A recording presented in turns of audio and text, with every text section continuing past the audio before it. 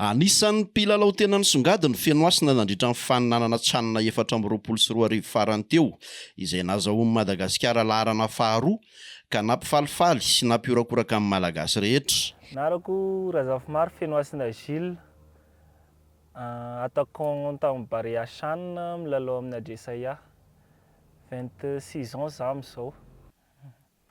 Nafinaritra aloha tany e, nafinaritra dia parcours-ko tao anatiny tao daholo ny sentiment rehetrarehetra mihitsy ny niainana nandritra ny tournoi. Nanomboka tamin'ny voalohany ka hatramin'ny farany dia tao daholo ny sentiment rehetrarehetra. Tsy mora nefa hoy Fenoasina vao tonga tamin'io, fa maro ny zavatra mafy nilalovana sy tsy maintsy natrehana, na teo amin'ny fiainana manokana izany, na teo amin'ny sehatry ny baolina kitra.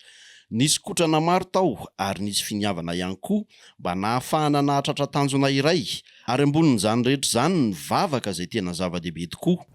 Tena nikiry ihany e, nikiry mihitsy azo lazaina hoe nanao niainy tsy ho zavatra angambany satria hoe fo maraina tany any amin'ny club zany mikotrana maraina dia fo maraina dia any, manao kotrana amin'ny club dia mody, kanefa tsy ampy le kotrana amin'ny club fa tsy maintsy manao kotrana an'ambadika.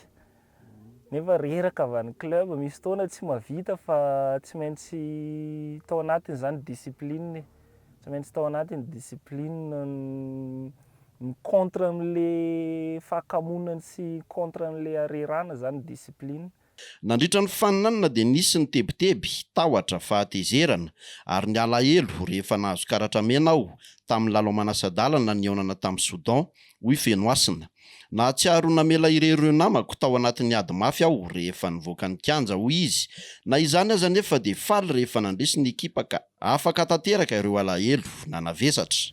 Iny aloha tena ialana tsiny amin'ireny carton rouge ireny aloha, satria be loatra tao anaty fo angambany dia teo ampiseho sy ny sisa fa iny moa carton rouge dia tena hoe sady nalahelo hoe tamin'iny, nitezitra tamin'ny arbitre, no kivy dia tena hoe tao daholo ny émotion, sady natahotra indrindrandrindra fa natahotra koa, ahoana ny navelako rery ny namako, natrapa hoe nandao ny namako zany za satria lasa jouer 10 contre 11 zareo nefa demi-finale ny CHAN, demi-finale ny tournoi continental ny atao.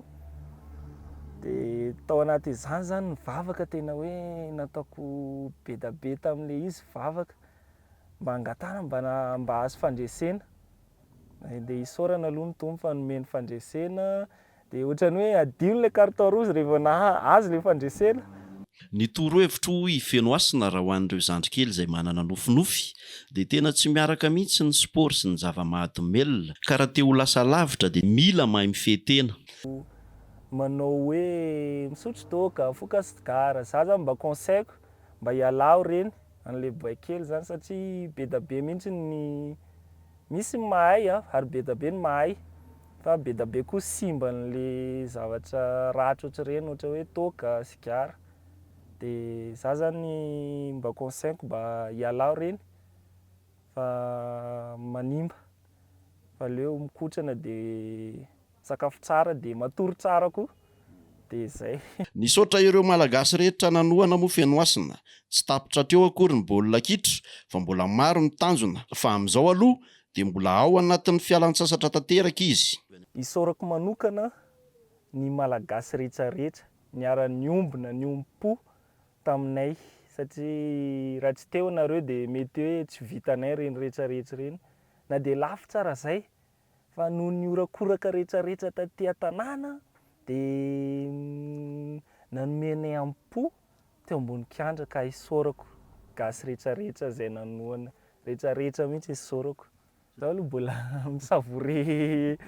misavoure victoire, mbola misavoure victoire aloha zaho, fa ny objectif manaraka angamba ny mety hoe angatana mitombo mba ho lasa mba mivoaka, mba ho lasa mila ravinahitra any amin'ny firenena ivelany any, zany ny angatana.